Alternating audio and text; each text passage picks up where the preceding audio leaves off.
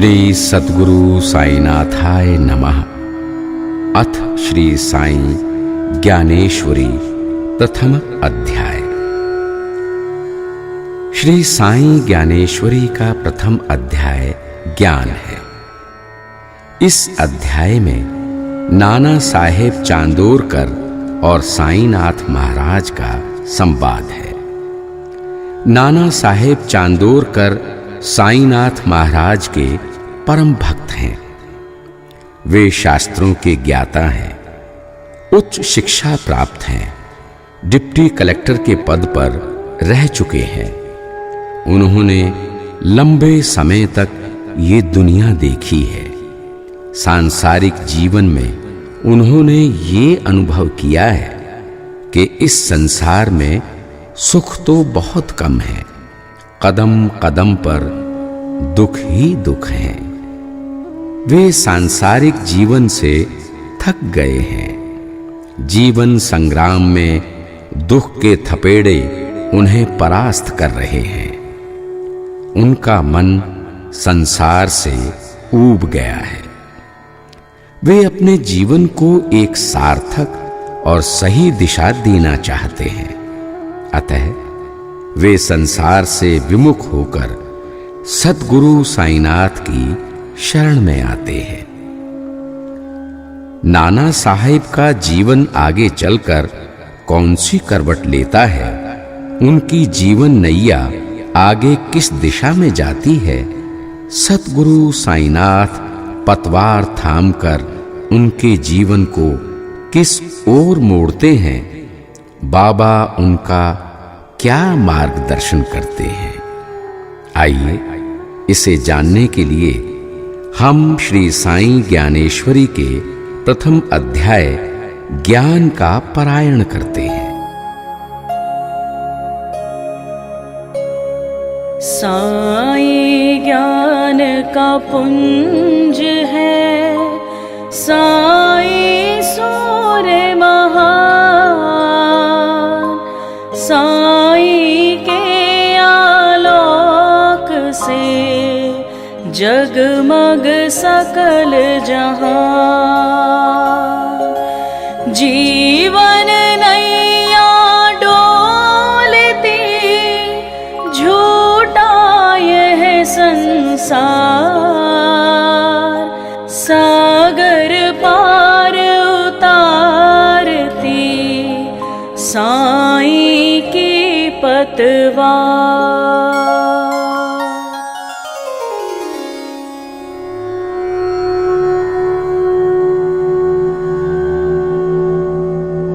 नाना साहेब चांदोरकर साईं बाबा के पास आते हैं। श्री चरणों की वंदना करके वे कहते हैं, हे सद्गुरु श्री साईनाथ, मैं आपसे कृतार्थ होना चाहता हूं। आप पूर्ण हैं, मैं अपूर्ण हूं। आप मेरी जीवन नौका की पतवार अपने हाथों में लें।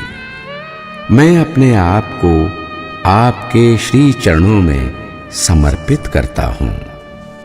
श्री साईं के शरणागत होकर नाना साहेब चांदोरकर कहते हैं, हे सद्गुरु श्री साईनाथ, मैंने शास्त्रों में संसार का वर्णन पढ़ा है। ये संसार निस्सार है, ऐसा शास्त्रों में बताया गया है।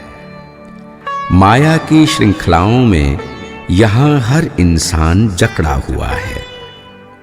मैं भी इन श्रृंखलाओं में पूरी तरह जकड़ गया हूं। हे दीन बंधु, आप मेरी इन श्रृंखलाओं को तोड़ें। आप मुझे माया की जंजीरों से मुक्त करें।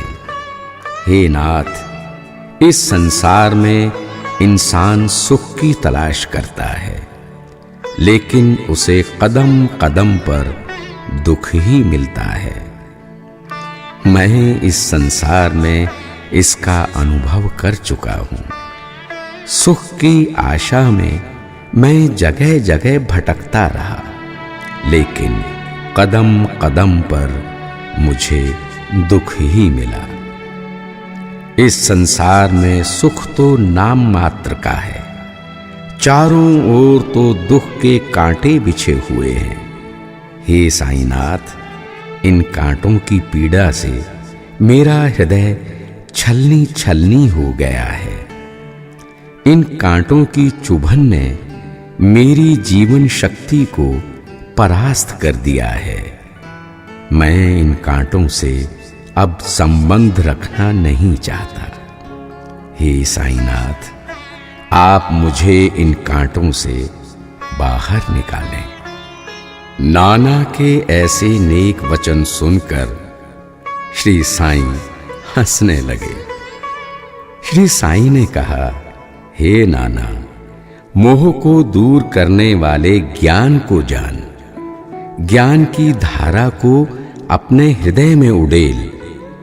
ज्ञान के प्रकाश को अपनी अंतरात्मा में उतार।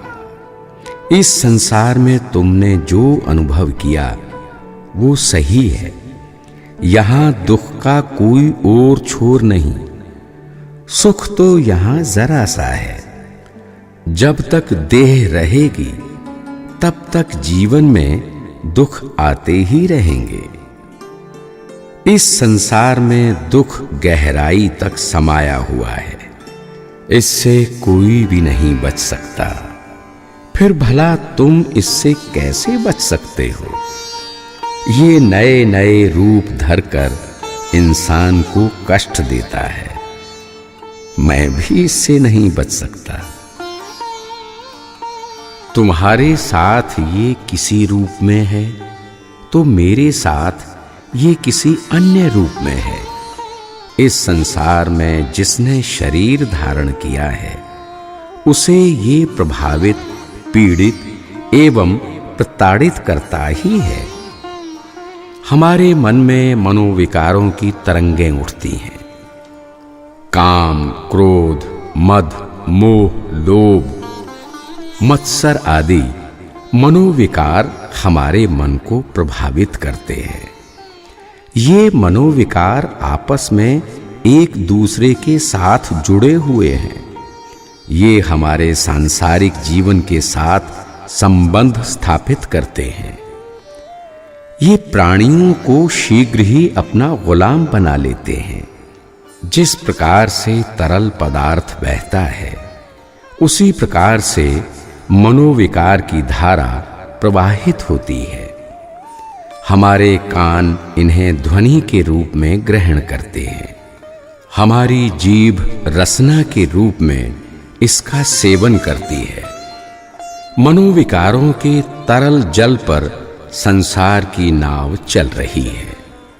हमारा मन जो जो कार्य व्यापार करता है उसी ओर सांसारिक जीवन की नाव का संचार होता है। हमारा शरीर भी उसी के अनुसार गति करता है। हमारे कार्य व्यापार अच्छे भी होते हैं, बुरे भी होते हैं। इस संसार का स्वरूप सही और गलत दोनों के मिश्रण से बना है। इन दोनों से ही सांसारिक बंधन बनता है जो तोड़ने पर भी नहीं टूटता। हे नाना, तुम घर गृहस्थी वाले इंसान हो।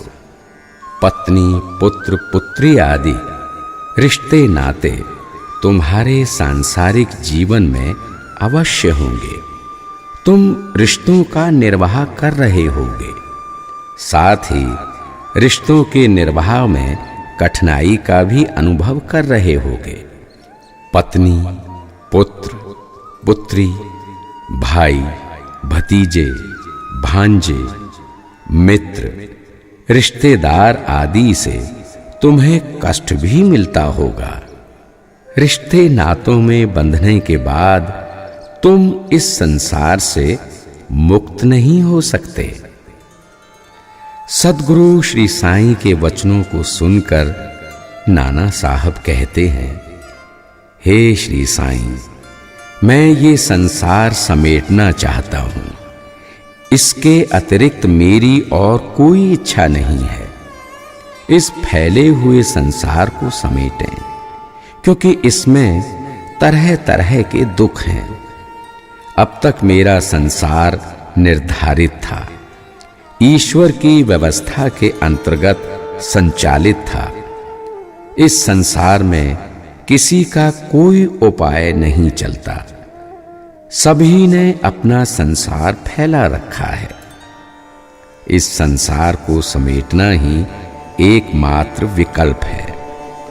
आप इस कार्य में मेरी सहायता करें। श्री साईं ने हंसकर नाना से कहा, हे नाना, अपनी ये स्थिति तुमने खुद ही निर्मित की है। अपनी इच्छानुसार चलकर अब तुम इस मुकाम तक पहुंचे हो। अब कष्ट क्यों हो रहा है? पूर्व जन्मों के संचित कर्मों के अनुसार, उससे निर्मित प्रारब्ध के अनुसार तुम्हारा ये शरीर है।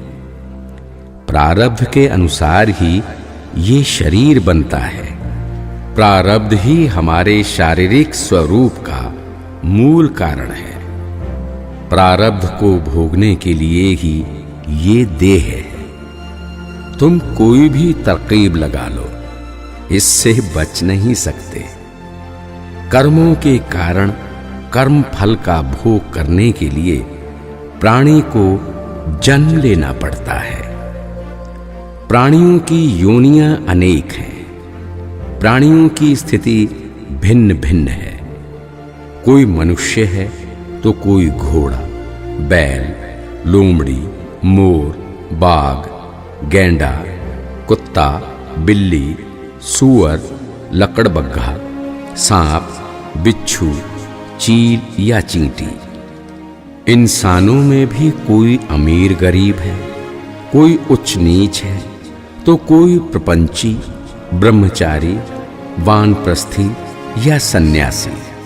इन सभी में एक अस्तित्व बसा हुआ है। इन सभी के अस्तित्व का मूल कारण प्राण है।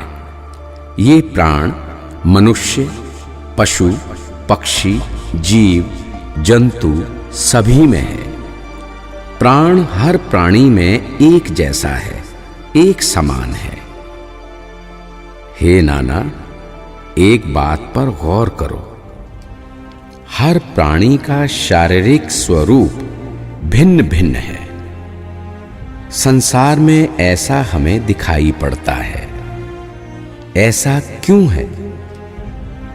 प्राण तत्व सभी में एक समान है, पर शारीरिक स्वरूप भिन्न भिन्न क्यों? हमारे संचित कर्म बलवान होते हैं। संचित कर्मों के कारण ही हर प्राणी का शारीरिक स्वरूप भिन्न भिन्न होता है। हे नाना, प्राणियों के अलग अलग वर्गीकरण दिखाई पड़ते हैं। जिसका जैसा वर्ग है, उसका वैसा ही लक्षण है। कुछ प्राणियों के स्वभाव क्रूर हैं और उनकी स्थिति दुखद है। कुछ प्राणियों के स्वभाव मृदु हैं और उनकी स्थिति सुखद है। बाघ या शेर मांस खाता है। सूअर विष्ठा एवं त्याज्य पदार्थ खाता है। लकड़बग्घा जमीन में गड़े हुए सड़े गले शव खाता है। वर्ग के अनुसार ही प्राणी का स्वभाव बन जाता है। राजहंस कमल के मुलायम पत्ते खाता है। चील गिद्ध मृत शरीर खाता है। शरीर का जैसा स्वभाव होता है, वैसा ही प्राणी का खानपान होता है। प्राणी की जैसी योनि होगी, वैसा ही उसका कार्य होगा। यही इस संसार की निश्चित रीति है। प्रारब्ध के अनुसार देह मिलती है, जो कर्म फल भोगती है। इसमें कमी बेसी नहीं होती। कुछ शेर बाघ ऐसे होते हैं जो जंगल में उन्मुक्त विचरण करते हैं। कुछ शेर बाघ ऐसे होते हैं जो दरवेशियों की जंजीर में बंधे होते हैं। वे कभी इस द्वार पर जाते हैं तो कभी उस द्वार पर। वे उदर पूर्ति के लिए दर दर भटकते फिरते हैं। धनवान लोगों के पालतू कुत्ते मुलायम गद्दों पर सोते हैं। कुछ कुत्ते रोटी के एक टुकड़े के लिए गली गली भटकते हैं। कुछ गायों को खाने के लिए घास, चारा और दाना मिलता है। कुछ गायों को पेड़ की पत्तियां चबानी पड़ती हैं। कुछ गायों को सुबह से शाम तक खाने के लिए एक तिनका भी नहीं मिलता। कुछ गायें कूड़े कचरे के ढेर पर सूखी पत्तलें चाटती हैं। इस संसार में किसी को कम मिलता है तो किसी को अधिक। किसी को खाने के लिए अच्छे पदार्थ नसीब होते हैं, किसी को सूखे चने चबाने पड़ते हैं, तो किसी को वो भी नसीब नहीं होता। संचित कर्मों को पूर्ण रूप से भोगे बिना त्रिकाल में छुटकारा नहीं मिलता। ईश्वर के न्याय के कारण ही कोई गरीब है तो कोई अमीर, कोई भाग्यशाली है तो कोई अभागा। किसी के पास संपन्नता का ओर छोर नहीं तो किसी को भिक्षा मांगने पर रोटी का टुकड़ा भी नसीब नहीं। इस संसार में किसी के पास तेज गति से चलने के लिए गाड़ी है तो किसी के पास रहने के लिए आलीशान मकान है। किसी के पास जाड़े की रात बिताने के लिए पर्याप्त वस्त्र नहीं तो किसी को कपड़ों के अभाव में निर्वस्त्र ही घूमना पड़ता है।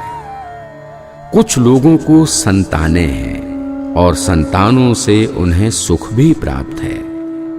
कुछ लोगों के संतानें होती हैं पर उन्हें संतानों से संताप झेलना पड़ता है। कुछ लोगों के संतानें होती हैं पर होकर मर जाती हैं, तो कुछ लोगों को संतानें होती ही नहीं। श्री साईं के ऐसे समर्थ वचन सुनकर नाना साहब बोले, हे साईनाथ महाराज, मैं आपकी बात से सहमत हूं। आप मुझे ये बताएं कि ये सुख दुख क्यों लगे रहते हैं। कोई प्रिय व्यक्ति सामने होता है तो खुशी मिलती है, दीनहीन को देखकर मन दुख से भर जाता है। कभी सुख मिलता है तो कभी दुख। कुछ समय के लिए सुख आता है और उसके बाद दुख। आखिर ऐसा क्यों है? शास्त्रों में कहा गया है कि सुख दुख माया का व्यापार है। ये व्यापार हर क्षण संसार में चलता रहता है। क्या संसार को छोड़ देने पर दुख मिट जाएगा? क्या संसार का त्याग कर देने पर सारा संताप समाप्त हो जाएगा? नाना साहब की बात सुनकर सतगुरु श्री साईनाथ महाराज ने कहा, हे नाना, सुख और दुख तो माया का खेल है। ये खेल हर व्यक्ति के जीवन पटल पर खेला जाता है। माया मोहक बनकर सुख देती है। माया के अनेक नए नए रूप हैं, ऐसा तुम देख ही रहे हो। ये माया प्रपंच है, धोखा है, केवल एक भ्रम है। माया में अत्यंत प्रबल शक्ति होती है, फिर भी माया से प्राप्त होने वाले सुख को हम सत्य मान बैठते हैं।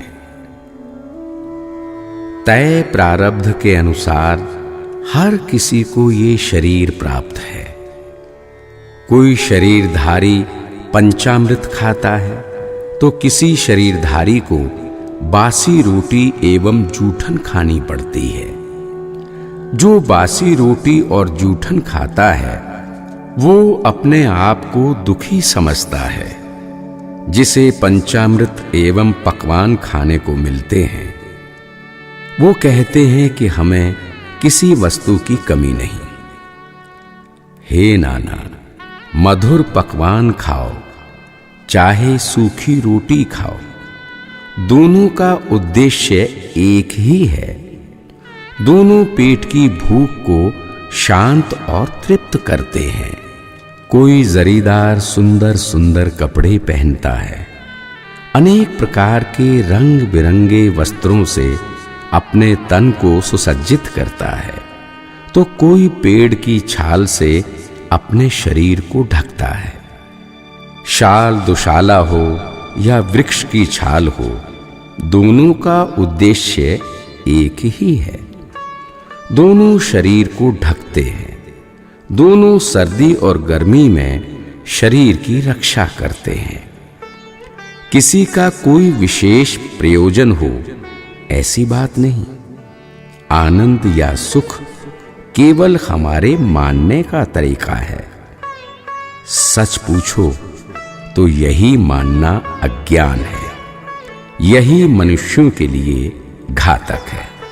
हे नाना, सुख और दुख एक तरंग के रूप में उठती है। ये किसी के भी चित्त को आंदोलित कर देती है। यही हमें भ्रमित करती है। यही हमारे अंदर अज्ञान उत्पन्न करती है। अतः सुख दुख का मोह ना करो।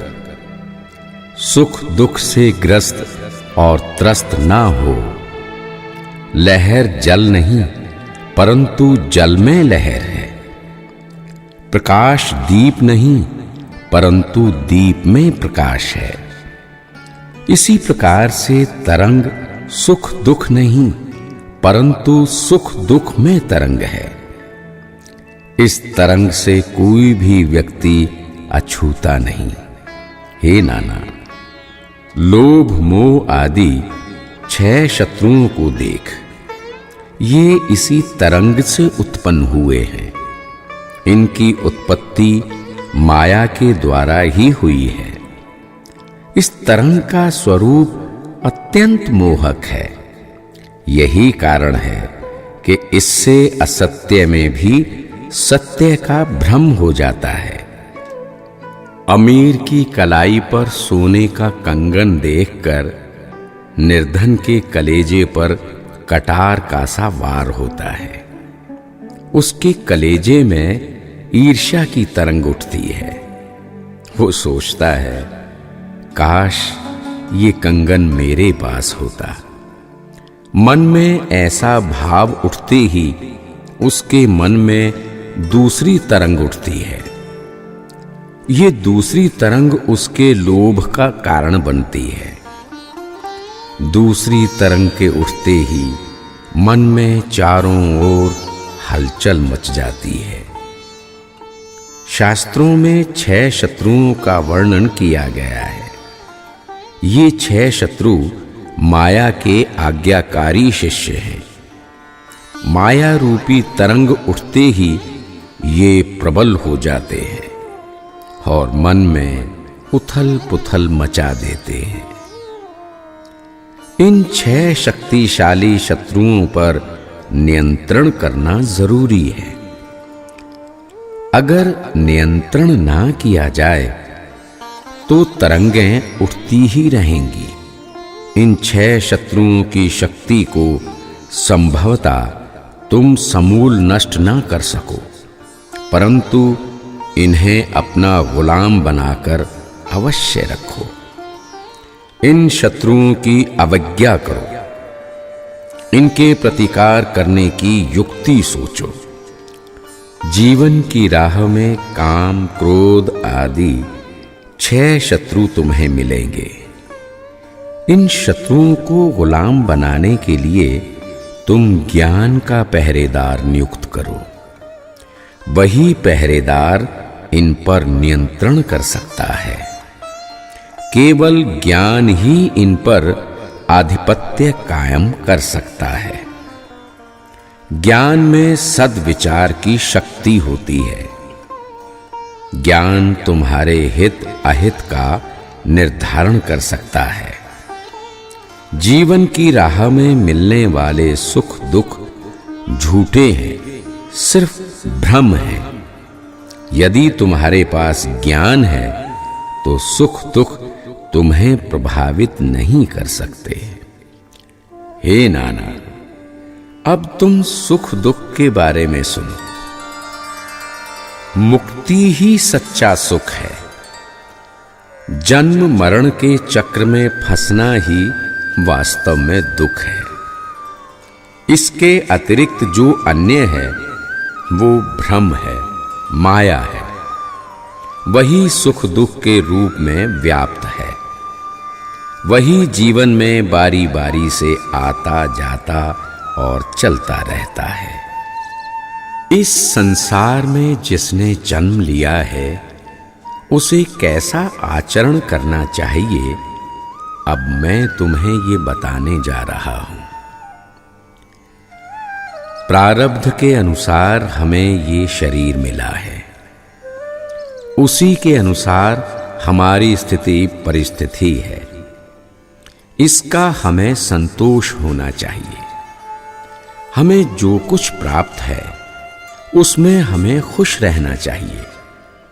वृथा चिंतन और बेकार की छटपटाहट कभी नहीं करनी चाहिए। प्रारब्ध के अनुसार यदि तुम्हें घर बार धन संपत्ति प्राप्त हुई है तो तुम्हें अत्यंत विनम्र रहना चाहिए। फलों के लद जाने पर वृक्ष की शाखाएं झुक जाती हैं। नम्र होना अच्छा है, परंतु सभी के सामने नम्र बने रहना ठीक नहीं। दुष्ट एवं दुर्जन के सामने धनी व्यक्ति को नम्र नहीं होना चाहिए, अन्यथा वो तुमसे अनावश्यक फायदा उठाएगा। वो चापलूस बनकर तुम्हें ठगता रहेगा। दुष्ट एवं दुर्जन को पहचानो। इंसान को परखने का ज्ञान तुम में होना चाहिए। शास्त्र कहता है कि दुष्ट एवं दुर्जन के सामने कठोर बनकर रहो।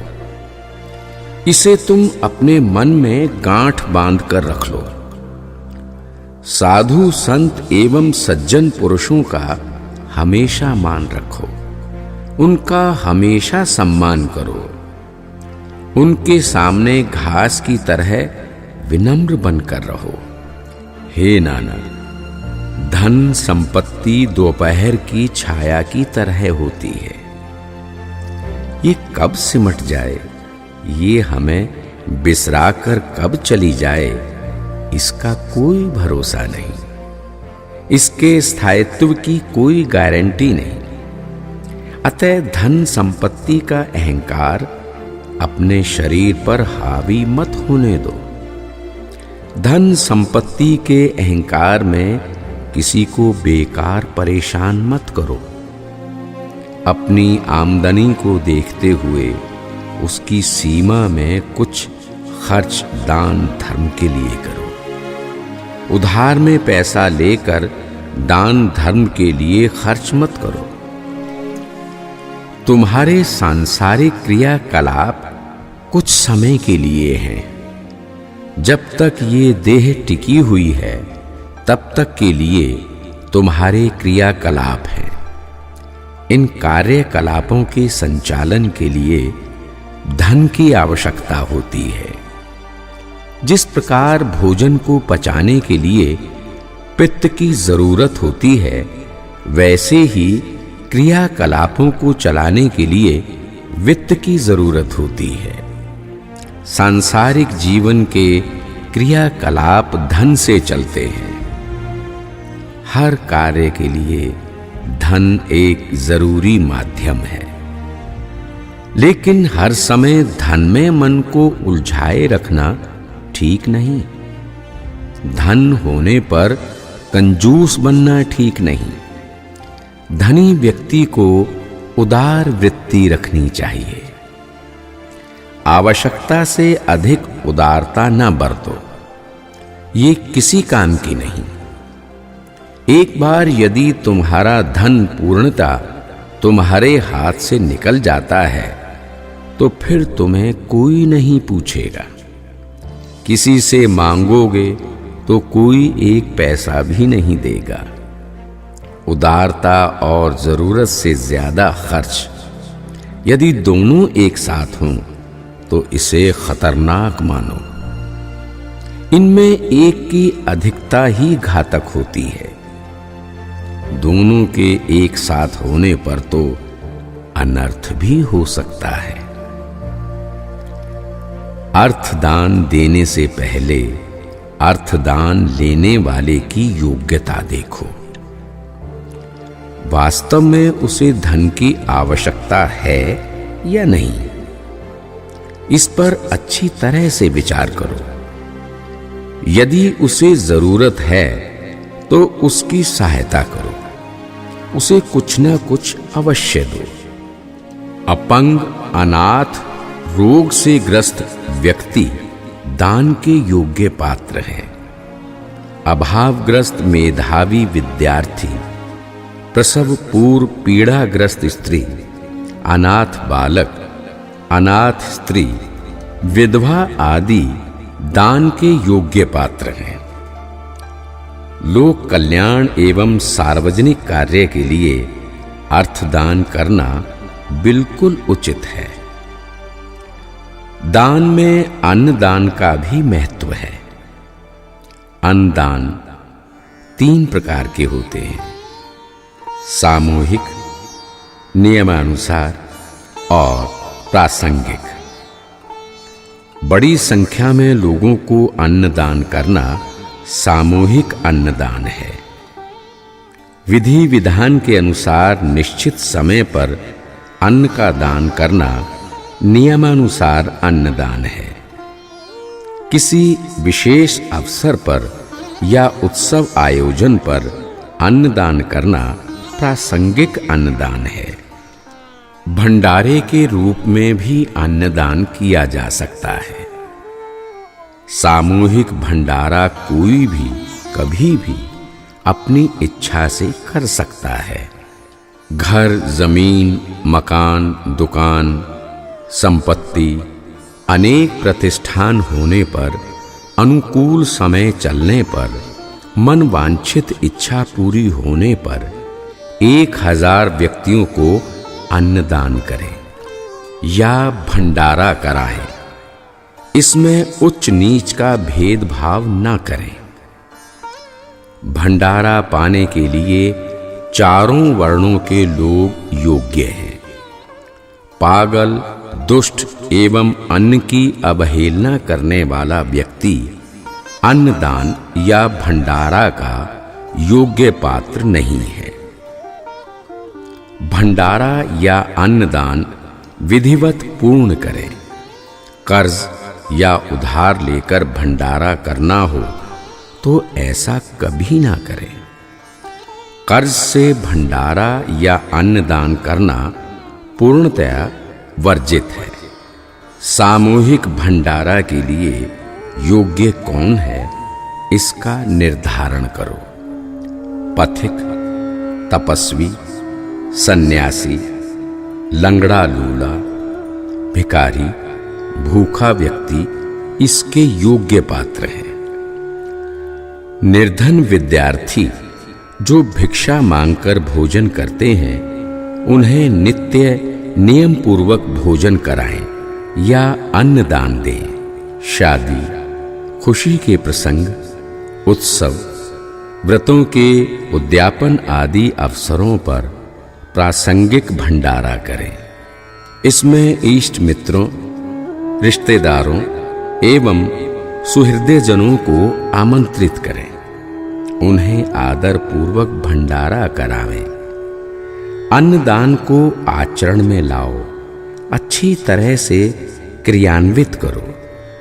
ऐसा मैं तुमसे कहता हूं। वस्त्र दान करने की भी यही रीति है। जरूरतमंद वस्त्रहीन व्यक्ति को कभी नहीं ठुकराना चाहिए। अपनी सामर्थ्य शक्ति को देखकर यथाशक्ति वस्त्र दान करें।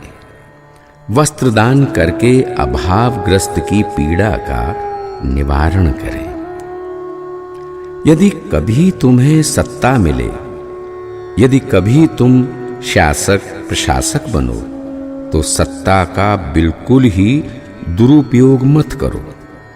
न्याय के आसन पर बैठकर पक्षपात, रिश्वतखोरी व अन्याय मत करो। जिस कार्य की जिम्मेदारी तुम्हें मिले उसे अपने हाथों में लो, उसे लगन और ईमानदारी से पूरा करो। कार्य को समर्पित भाव से करो, कार्य को मन लगाकर पूरा करो। लोग बार बार नजरें गड़ाकर तुम्हें देखें, ऐसी पोशाक ना पहनो। वस्त्रों को पहनकर तुम्हारे अंदर अहंकार की झलक आ जाए, ऐसे परिधानों की इच्छा ना रखो, ऐसे कपड़े ना पहनो। किसी व्यक्ति का अकारण ही अपमान मत करो। धूर्त, दुष्ट एवं अलक्षणी व्यक्ति से हमेशा दूर रहो। ये दिल को चोट पहुंचाते हैं।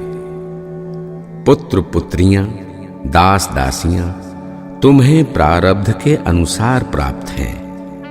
इनके साथ प्रेम पूर्ण व्यवहार रखो।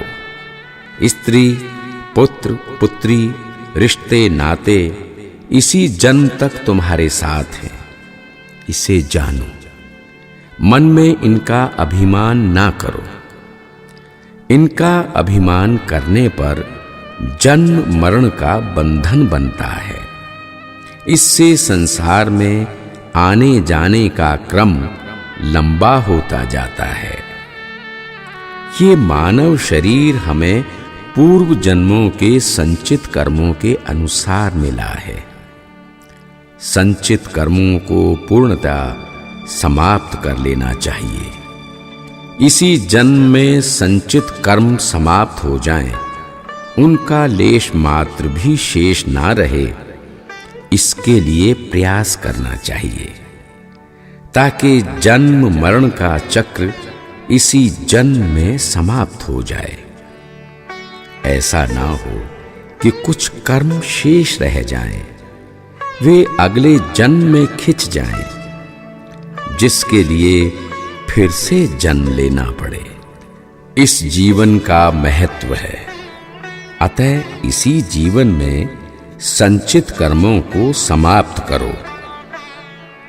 संचित कर्मों का अंत होते ही जीवन मृत्यु के चक्र का अंत हो जाएगा। रिश्ते नातों का संबंध तुम्हें संसार के साथ बांधता है। इस बंधन से मुक्त होने का प्रयास करो। शास्त्र कहते हैं कि रिश्ते नातों का मोह ना करो। इनके मोह से मुक्त रहने पर ही सच्चा सुख मिलेगा। सच्चे सुख में ही अक्षय आनंद है। यही तुम्हारे लिए कल्याणकारी है। हम किसी धर्मशाला में जाते हैं, वहां कुछ समय तक रुकते हैं, अल्पकाल के लिए ठहरते हैं। जिस उद्देश्य के लिए स्थान विशेष पर गए थे, उस उद्देश्य के पूरा होते ही वहां से चल देते हैं। उस धर्मशाला का मोह नहीं करते, वहीं अपना तंबू नहीं गाड़ते। वैसी ही हमारी स्थिति इस संसार में है। ये संसार महज एक धर्मशाला है। अतः धर्मशाला के प्रति यात्री का मोह कैसा? इस संसार का हम मोह करें, ये ठीक नहीं। हमें दूसरों के साथ अच्छा व्यवहार करना चाहिए। अपने कर्तव्यों का अच्छी तरह से पालन करना चाहिए। साथ ही ईश्वर को भी याद रखना चाहिए। ईश्वर सच्चिदानंद स्वरूप है। वो कण कण में है, सर्वत्र है। वो सभी के हृदय में आनंद की धारा के रूप में है। हम सब उसकी संतान हैं। सबकी रचना करने वाला वही है। अपने पुत्रों को धरती पर लाने वाला वही है। उस ईश्वर ने अपने जिस पुत्र को हमारे पुत्र के रूप में सृजित किया है, उसका भार उसने हमारे सिर पर सौंपा है। हम बचपन में उनका लालन पालन करें, उसे अच्छी शिक्षा प्रदान करें, बड़ा होने पर उसे कार्य व्यापार के लिए कुछ धन दें, ताकि उससे वो अपने पैरों पर खड़ा हो सके। पुत्रों के पालन पोषण, शिक्षा दीक्षा आदि के लिए आवश्यकता अनुसार धन खर्च करो, परंतु उसका अभिमान मत करो। तुम अपने पारिवारिक दायित्व का पालन करो। किए गए कार्य का श्रेय ईश्वर को दो। कार्य का जो फल है उसे भी ईश्वर को समर्पित कर दो। स्वयं कर्तव्य करो, परंतु स्वयं को निर्लिप्त रखो। अपने ज्ञान का उपयोग करो। अपने ज्ञान और विवेक के सहारे अच्छे और बुरे लोगों को पहचानो। जो लोग अच्छे हैं उनके संपर्क में रहो, जो बुरे हैं उनसे अपने को दूर रखो। अच्छे कार्यों को अपने हाथ में लो, उन्हें अपने प्रयास एवं प्रयत्न से सफल अंजाम दो।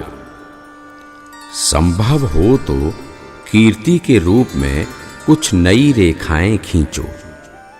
पीछे मत देखो, मंजिल के लिए हमेशा आगे बढ़ो। दायित्वों के प्रति सदा सजग रहो। दायित्वों के निर्वाह में कभी उदासीन मत बनो। पुरुषार्थ से ही पुरुष की पहचान होती है। चाहे कितने ही कार्य दायित्व आए, तुम उन्हें पूरा करो। अपने कार्यों को स्वाभिमान पूर्वक करो। अपने कार्यों के प्रति मन में अभिमान प्रकट ना होने दो। कार्यों की निष्पत्ति आने पर भी अपने आप में लीन रहो। मन में कभी गर्व पैदा हो तो उसे प्रश्रय मत दो। हे नाना, जब तक तुम्हारा अस्तित्व है, जब तक तुम्हारी ये जिंदगी है, तब तक अपने शरीर का भली भांति ध्यान रखो। मृत्यु कभी ना कभी अवश्य दस्तक देगी। वो एक ना एक दिन जरूर आएगी। इसके लिए बेकार की चिंता ना करो। उसका पहले से ही शोक क्या करना। इस संसार में वो किसी को नहीं छोड़ती। जिसने जन्म लिया है उसके पास वो अवश्य आएगी। ज्ञानी लोग उसकी चिंता नहीं करते। जो मूर्ख हैं वे फिजूल का मातम मनाते हैं। वे पहले से ही छाती पीटना शुरू कर देते हैं। 5 पंच तत्वों से निर्मित ये शरीर पंच तत्वों से लिया हुआ कर्ज है। ये शरीर एक दिन पंच तत्व में ही समा जाता है। प्राण शक्ति को कर्ज का भुगतान करना पड़ता है। हवा हवा में मिल जाती है। अग्नि का तेज अग्नि में मिल जाता है। जल जल में मिल जाता है। सभी तत्व शरीर छोड़कर पंचभूत में समा जाते हैं। हमारा शरीर पंच तत्व का अंश है। वो उसमें एक ना एक दिन मिलकर समरूप होगा। यही इस शरीर का सत्य है। अतः इसके लिए शोक करना ठीक नहीं। समझदार व्यक्ति के लिए ये शोक का विषय नहीं। बच्चों के जन्म पर हर्ष नहीं करना चाहिए। मन को बांसों पर नहीं उछालना चाहिए। जो आता है वो जाता है। ये सृष्टि का नियम है। इसे समझना चाहिए। तभी तुम्हारा मन हर स्थिति में प्रसन्न रह सकेगा। हे नाना, पृथ्वी बीज को धारण करती है, बादल उसे वर्षा का जल देते हैं, सूर्य उसे अपनी किरणें देता है।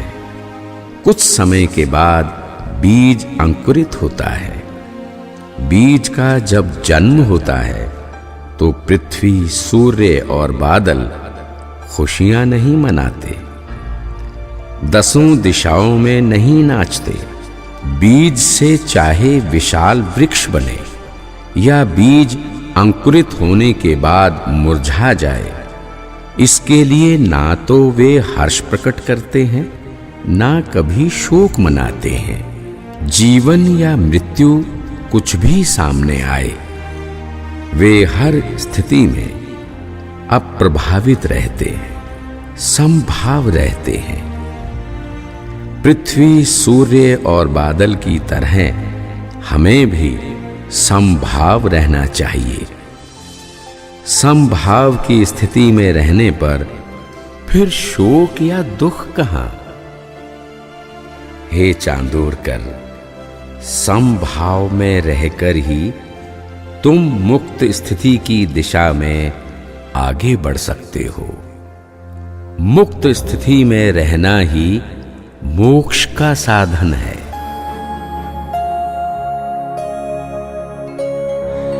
जो आया वह जाएगा, यह जीवन का सार। आखिर कब तक ढोएगा इन कर्मों का भार। सुख दुख पल की लहर है, मन को रखना दूर। साईं सहज दिखाएंगे मुक्ति मार्ग जरूर। श्री सद्गुरु साईनाथार्पणमस्तु। शुभम भवतु इति श्री साई ज्ञानेश्वरी प्रथमो अध्याय।